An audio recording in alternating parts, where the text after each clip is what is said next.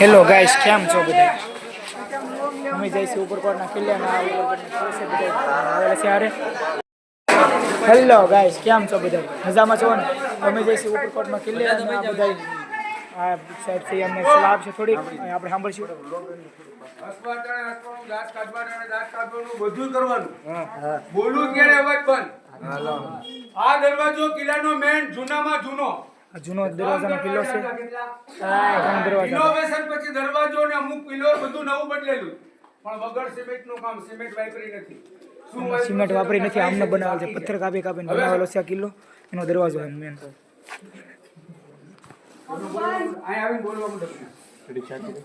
તમે બોલો ને તો મારી લિંક તૂટી જાય, મને કઈ વાંધો નથી. 12 વર્ષ માટે, કારણ કે રાણક દેવીની એંગેજમેન્ટ નક્કી થઈ હતી. એંગેજમેન્ટ એટલે સગાઈ. પછી પાટણમાં આ બેનને તો ખબર જ છે, તમને ખબર ન હોય તો રાણી ઉદયમતી અને રાણી રાણક દેવી એના નામની એક રાણીની વાવ બનાવેલી છે પાટણમાં અત્યારે 7 માળની. પછી રાણક દેવીને પહેલેથી લગ્ન કરવા હતા રાખેંગાર સાથે, એટલે કિલ્લામાં લગ્ન કરી લઈ. પછી પાટણમાં ખબર પડી જાય એટલે 12 વર્ષ સુધ કરે. કાકરી કે દરવાજો તોડી નતો થઈ ગયો. 13મે વર્ષે પોતાના 2 ભાણેજો ફૂટ્યા. આપણામાં કહેવાય છે કે ઘર ફૂટે ઘર જાય. કિલ્લાનો રાજા તો રાખેંગાર, પોતાના 2 ભાણેજો, નામ તમને ખબર હોય તો દેસળ વિસળ, અનાજ લેવા. એટલે ભારતી સિદ્ધરાજજી સંદેશો આપે કે આજથી તમે મારા ભત્રીજા, તમારા મામા ઉપર દગો કરો તો રાણી અમારી, રાજ્યનું રાજપાટ બધું તમારું. એટલે રાજા બનવાની લાલચમાં લલચાઈ ગયા. અનાજની પોટલીઓ હોય ને એમાં શું ભરે? સિદ્ધરાજનું સૈન્ય. ઉપર છાટે અનાજ. આ દરવાજા આગળ આવે છે તો આ જગ્યા પર આપણે ઊભા છીએ ને, ત્યાં 2 હોલ છે. અહીંયા દૂધો ને અહીંયા અમીર. 24 કલાક પહેરો, જમવા ખાવા પીવાનું બધું અહીંયા. અંદર રૂમ છે નાની. બહારથી ભાણેજો બોલે છે કે મામાનું ન જાવે તો દરવાજો ખોલો. એનો અવાજ સાંભળીને 2 ચોકીદાર દરવાજા ખોલ્યા. અનાજની પોટલીઓ વહી ગઈ, મતલબ સૈનિક ઘૂસી ગયો. છેલ્લી પોટેલી ચોકીદારને શંકા આવી, અનાજ હોય તો માટીની ગોળે ઢગલો થાય, સૈનિક હોય તો લોહીની છેર ફૂટે. ખાતરી માટે બંને ચોકીદારે માર્યા ભાલા.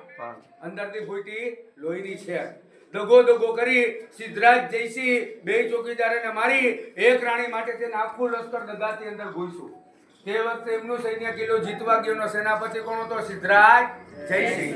અત્યારે આપણે બધા આ કિલ્લો જીતવા નહીં, ખાલી જોવા જાય. તમારા બધાનો સેનાપતિ હું પોતે જ છું. ચાલો ફટા.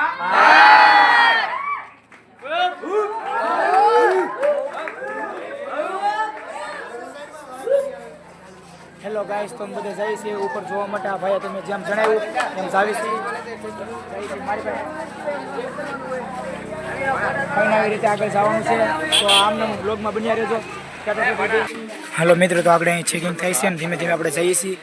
હાલ આવશે બધા ચેકિંગ બેકિંગ થાય એટલે જોતો જવું પડે. ઓલા બેન આપણને બધાને સંખ્યા ગણે છે, કેમ કે ગણવી પડે, કેમ કે એને પણ નોકરીઓમાં થયો હોય એટલે ધ્યાન તો રાખવી પડે. એ આટું એ ગણતા જાય છે અને બધા બ્લોગ બનાવી દે છે ને આ બધા પાછા ઉભરી ગયા છે ને આવડા ભાઈ માહિતી આપશે ને થોડાક પાણી હાલ્યા આવે છે ને અહીંયા છે બધું ને બધા પાછા ઉભા રહી ગયા છે. બધા બ્લોગ બનાવે છે. આ ભાઈ બોલે આપણે સાંભળશું. બીજા હોય ને તો વાત અલગ આવી. એમાં એક સાઈડ ન બોલે કે આ માણસ અમાર નથી. ટૂરમાં બધા મજા અહીંયા આવી. હવે હમણાં રીતે મારા રોજ તો સ્કૂલ હશે તો આ લોકો શું કરશે? રાખેંગાર છે ને એના પિતા, સમજી ગયા બધા? નાનો હતો ત્યારે દેવાય તારે નહીં રાવણ ઉગંડા મોટો થયો હતો. પછી એની જે દીકરી હતી એની જીભની માનલી બેન હતી જહાલ, એના લગ્ન થઈ ગયા હતા. પાકિસ્તાનમાં રોજીરોટી માટે કમાવા માટે ગયા હતા, સમજી ગયા બધા? તો ત્યાં સુમરો રાજા અમીર એને કેક કઈ રીતે રાણ ઉગંડ રાજાની બેનને, ત્યાંથી એની બેનની ચિઠ્ઠી આવે અહીંના રાજા ઉપર, અહીંના ભાઈ ઉપર, રા નવગણ કે જહાલ ચિઠ્ઠી મોકલે વાંચે નવગણ વીર, સિંધમાં રોકી સુમરે હાલવાનો દે અમીર. રા નવગણ રાજા પોતાની બેનની ચિઠ્ઠી વાંચી 9000નું લશ્કર તૈયાર કરે તો રસ્તામાં સમુદ્ર આવે. રાજા કે સમુદ્ર ક્યારે પાર કરીશ, ક્યારે મારી બેનને છોડાવીશ. એટલે કોને સંભાળ્યા? એના કુળદેવી ખોડિયાલમાં સામે મંદિર છે. એટલે ખોડિયાલમાં છે ને કાળી ચકલી સ્વરૂપે રાજાના ભાલા ઉપર બેસી જાય, દરિયાના થઈ જાય 2 ભાગ. સિંધના રાજા સુમરાને મારી એની બેન જાસરાને છોડાવી પાછો આખું લશ્કર રિટર્ન આવે અને 7 વર્ષની બાળકીની રૂપમાં મા વરુડી ઉભા રહી જાય. નવગણ રાજાને શું કે વિરાટ તું જમતો જા. તો રાજા કે આવડું મોટું સૈનિક છે કેમ જવું? ત્યારે મા વરુડી શું કહે છે કે જમાડી દે. અને એ જમાનામાં તમને બધાને ખ્યાલ હોય તો માટીના વાસણ હતા. કોઈ ઠામ વાસણ નહોતા, માટીના. એટલે માટીના વાસણમાં જમવાનું બનાવવાનું હોય એટલે મોટી કોડીમાં પાસે ચોખા, પાસે દૂધ અને ખીર બની 9000 લશ્કરને જમાડ્યા. એમાંથી પ્રસાદ ભેગો પાંદડા. આજ પાસે તમારી પાસે કે આ લોકો પાસે કોઈ પાસે જાઓ, સોમનાથ, ગિરનાર, ઉપરકોટ, જુનાગઢ, ગમે ત્યાં રખડો, ક્યાંયથી તમે પ્રસાદ ભેગો કરશો. એ પ્રસાદ ભેગો કર્યા પછી કોને આપશો? આજુબાજુમાં ઘરે. એટલે રાજા બધાને અહીં આપે. બધા પ્રસાદ બધાએ ખાઈ લીધો, છતાં પ્રસાદ ભેગો. છેલ્લે એની સાસુમાં આપ્યો. એની સાસુમાં એમ કે હું કોનો અઠો તો પ્રસાદ જમતી નથી. માતાજીના પ્રસાદ વિકાસ થયો કળિયુગમાં, સતયુગમાં. એ પ્રસાદ એની વહુને આપી દીધો. એટલે એની વહુએ ના પાડી એટલે તમે ન જમો તો હું ન જમું. એટલે બે વાણે ઝઘડો આવ્યો. ત્યારે આ વરોડેમાં શ્રાપ આવ્યો છે. એ શ્રાપ અત્યારે બધાના ઘરમાં મોજૂદ છે કે કળિયુગ ચાલુ થશે એટલે સાસુને વહુને જિંદગીમાં બનશે નહીં. ઘરે ઘરે ધોકાલેનું કારણ આ છે. ચાલો તો ચાલો મિત્રો, હવે પછી આપણે આગળ વધશું. આ જેમ કીધું તમે બધું સાંભળતા રહેજો. હવે ધીમે ધીમે કરતા આગળ વધીએ આપણે. આગળ જાય છે ક્યાંક અને કાંઈ ખબર નથી. તો આવો નવો તમે આખો વિડીયો જોજો. હા, જૂના દરવાજા એવું લાગે છે. જૂના દરવાજા એવું લાગતું હતું કંઈક. અને અહીંના હાઈવે છીએ આપણે. આવું છે બધું અહીંયા. અને પાછું અહીંયા આપણે કંઈક જાણીશું, કેમ કે આપણા ભાઈ છે આપણને જ્યાં જ્યાં પણ જઈશું ત્યાંની માહિતી આપતા રહેશે. એટલે આ બધી આપણે માહિતી લેવાની છે.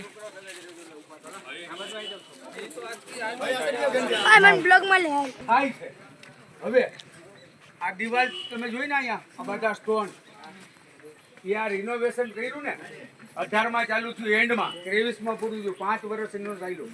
74 કરોડ રૂપિયામાં વાપરો. કેટલો એના માટે આ પ્રાઇવેટ પછી સરકાર આપી દીધું. એટલે આવડી મોટી ટિકિટ છે. પહેલાના જમાનામાં ટિકિટ નહોતી. પછી જે વસ્તુ પડી ગઈ, તૂટી ગઈ, ભાંગી ગઈ, જ્યાંથી મળી એ બધી મ્યુઝિયમ તરીકે ડેમો મૂક્યા. વ્યવસ્થિત સાફ કરીને પથ્થર બધાય આવા ઘણી જગ્યા પર જોવા મળશે. એવા પથ્થર પાછા બીજા ત્યાં લગાવેલા. સમજી ગયા બધા? પછી આ દિવાલ ઉપર ઊભો છું ને, આ દિવાલની નીચે ખાઈ છે. હા, પછી આગળથી જોવાની છે તમારે ગૌ ત્યાંથી. ખાઈની ઉપર કિલ્લાની દિવાલ. આના ઉપયોગ કેટલા થયા? 2. પેલામાં પેલો ઉપયોગ શું થયો? આનો પથ્થર નીકળ્યો ફરતો ભાઈનો 5 કિલોમીટરનો. કેટલો? મૂળ જુનાગઢ એક આ કિલ્લો. પછી આના બીજા ઉપયોગ ચુડાસમા. એટલે રા નવગણ, રા દયાસ, રા કવાટ, રા મહીપપ, રા માંડલિક, રા ખેંગારાવા 33 ચુડાસમા થઈ ગયા. કેટલા? એનાનો ઉપયોગ બીજો કર્યો કે મગર રાખ્યા, ઝેરી જાનવર અને પાણી. કે કોઈ પણ બહારનો દુશ્મન હોય, અત્યારે આપણે ગેટ જોઈને આવ્યા, કેટલા વર્ષ બંધ હતા? 12 વર્ષ બંધ હતા. કોઈ એ સમયમાં કોઈને એમ થાય કે આ દરવાજો બંધ છે તો આપણે તો રાતના ભાઈ કિલો કુદીને ઘૂસી જાય.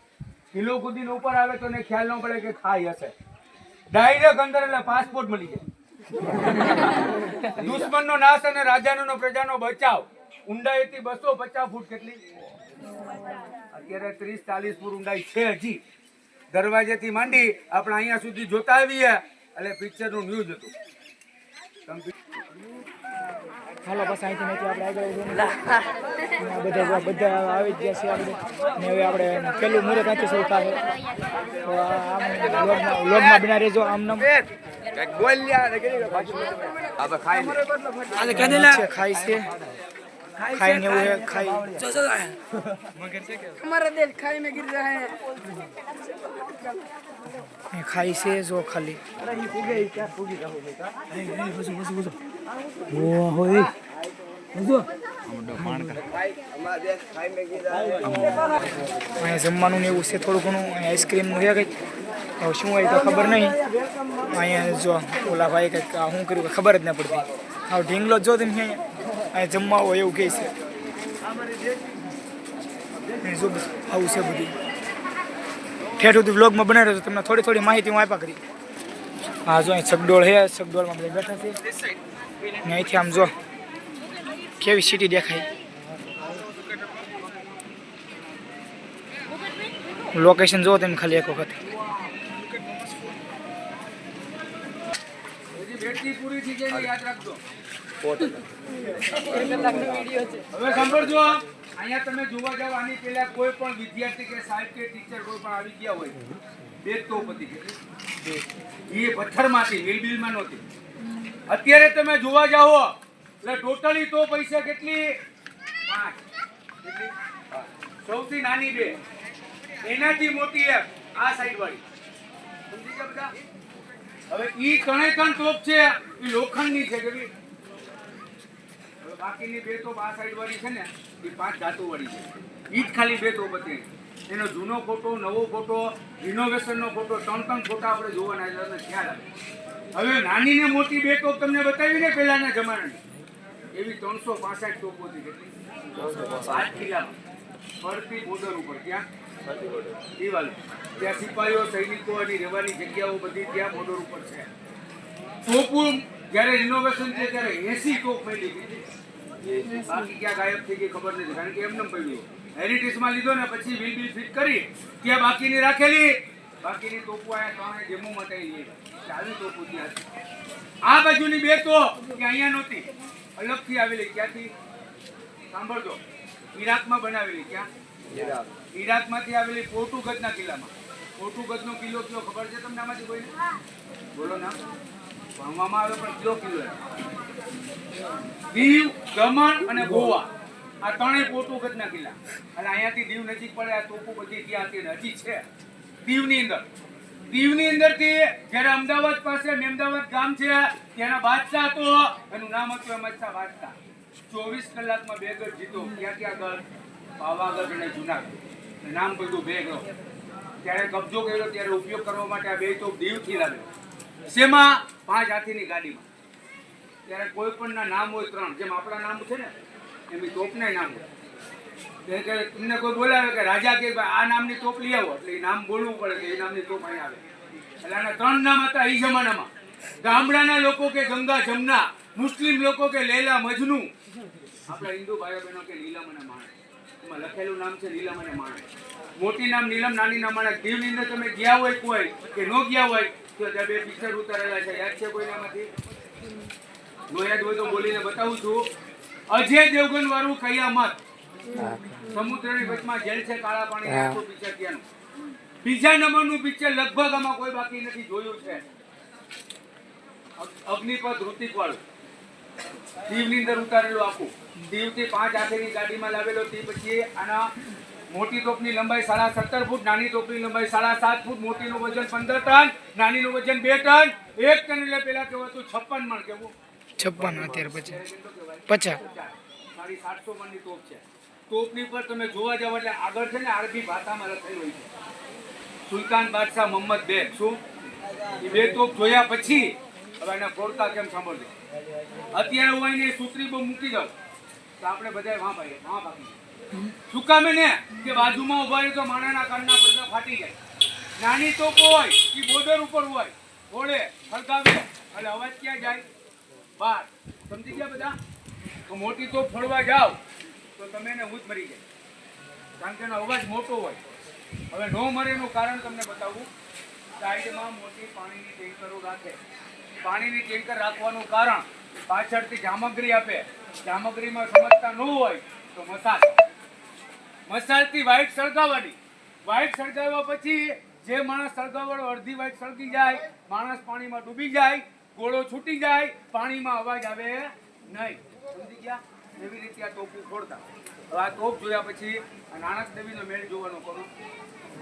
જો તમને ઇન્ટરેસ્ટ અને રસ હોય પૂરો મારામાં તો અંદરના ભાગમાં 25 કે 30 મિનિટ સુધી સમજાવવાનું છે. કેટલું? કારણ કે રાણક દેવીનો ઇતિહાસ આખો એમાં છે. પછી કેમ મસ્જિદ બનાવ્યા મેનમાંથી બધો આખો ઇતિહાસ એમાં છે. અને આ તોપ જોયા પછી આખા ફોટાનું લોકેશન, જુનાગઢનું લોકેશન, પછી નીચે નજર કરજો એટલે સાયકલ ટેકનો રસ્તો, પછી સેલ્ફી પોઈન્ટનો એક પોઈન્ટ બનાવેલો છે જ્યાં ઉપરકોટ ફોર્ટ લખેલ છે.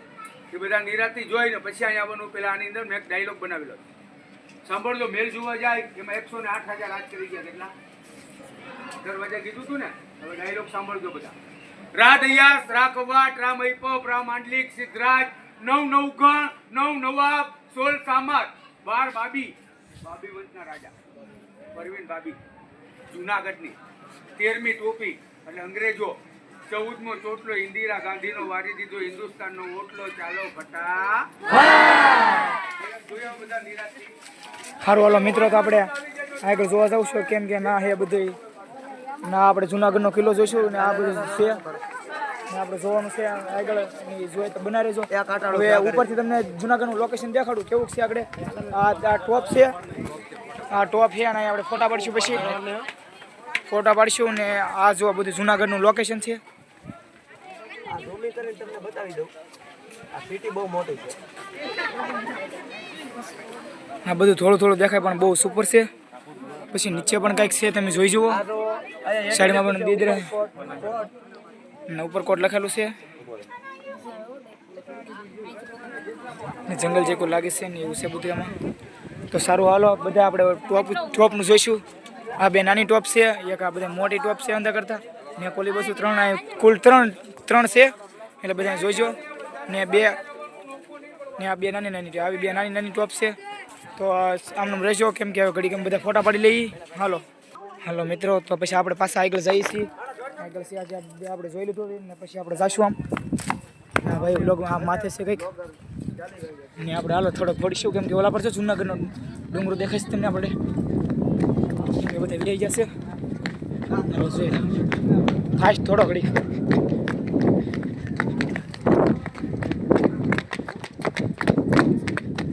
બધા છે સમજાવશે આપણને બધું ઉપર આવડા ભાઈ સામે દેખાય છે એક અને 150 માણસ બેસી જાય 150 માણસ અહીં બે કે આપણે તો લાટ બજી બેસી જઈ તો રૂમી કરવા દે આખું પિક્ચર ઉપર તમને બતાવશે S25 તો ઓલા ખૂણાથી માંડીને ઓલા ખૂણા સુધી પણ હજી ચાલુ થયું નથી સમજી ગયા સામે દેખાય છે સૂર્ય મંદિર જેટલા બી રજપૂતો રાજ કરી ગયા એની ગાડી ઉપર બેસે અને પેલા શું કરે સૂર્યની પૂજા કારણ કે કિરણ એની ઉપર પડે પછી પૂજા કરે પછી ગાદી ઉપર બેસે એટલે જેટલા બી રાજાનું નામ તમને કીધું ને બધા રાજાનું મેલ એક જ પણ રાણક દેવી એક જ એવી થઈ ગઈ સતી એટલે મેલનું નામ બોલે છે રાણક દેવી રાખેંગાનો મેલ આમાં લખેલું છે